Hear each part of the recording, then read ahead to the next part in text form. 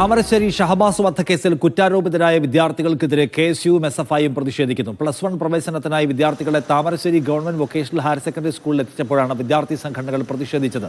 KSU പ്രവർത്തകരെ police arrest ചെയ്ത് നീക്കി.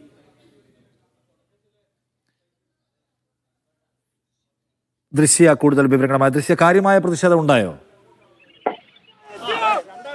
നിഷാദ്, അല്പസമയം മുൻപാണ് ഈ കുറ്റാരോപിതരായ വിദ്യാർത്ഥികളെ ഈ Thamarassery government vocational higher secondary സ്കൂളിൽ എത്തിച്ചത്. MSFന്റെയും KSUവിന്റെയും നേതൃത്വത്തിലായിരുന്നു പ്രതിഷേധം നടന്നത്.